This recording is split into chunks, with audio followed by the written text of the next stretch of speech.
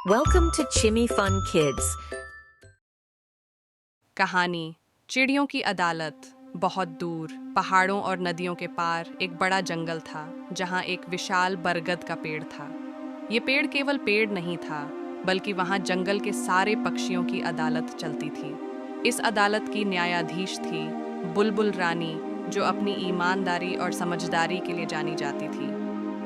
हर शनिवार को पक्षीगण यहाँ अपने झगड़े और समस्याएं लेकर आते थे।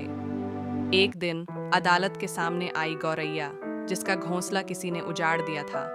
उसकी आंखों में आंसू थे। बुलबुल रानी, मेरी अर्जी सुनिए।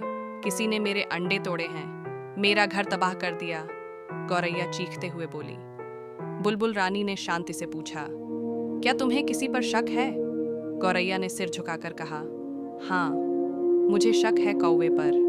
वो अक्सर मेरे अंडों को देखता रहता था। पूरा दरबार सन्न रह गया। बुलबुल ने आदेश दिया, तोते वकील, आप कौवे का बचाव करें, और गौरैया, तुम सबूत लाओ। अदालत में गहमागहमी थी। तोता, जो पक्षियों का जाना माना वकील था, आगे आया और बोला, मान्यवर, केवल शक से किसी को दोषी नहीं कहा जा सकता। क्या किसी ने कौवे को घोंसले के पास देखा?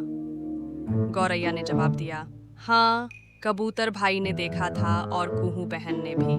कुहू और कबूतर गवाही देने आए। कुहू बोली, मैंने कौवे को उड़कर वहां जाते देखा था, लेकिन मैंने अंडे नहीं देखे। बोला, मैंने उसे एक टहनी गिराते हुए देखा।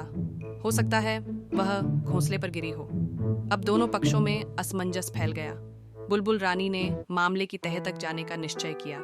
उन्होंने आदेश दिया, हम सब घोंसले के स्थान पर चलेंगे और सबूत खोजेंगे।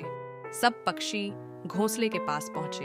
वहां घोंसले के नीचे कुछ सफेद अंडों के टुकड़े थे, लेकिन पास ही एक काला पंख भी मिला जो कौवे का था। कौवा घबरा गया।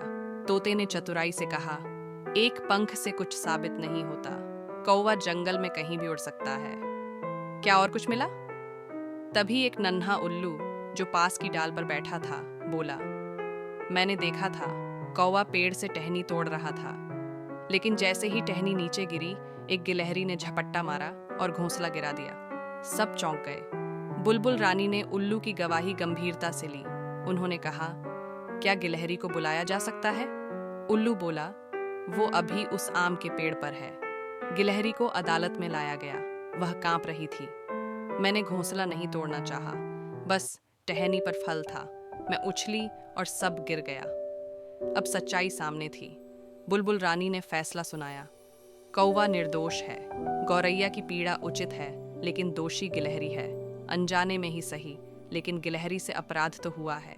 आगे से हर प्राणी को पेड़ पर चढ़ने और उछलने से पहले ध्यान रखना चाहिए कि किसी का घर ना उजड़े।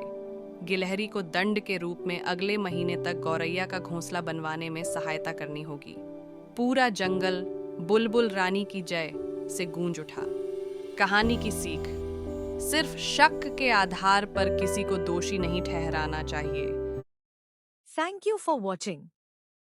Like, share and subscribe. Bell icon दबाना ना भूले।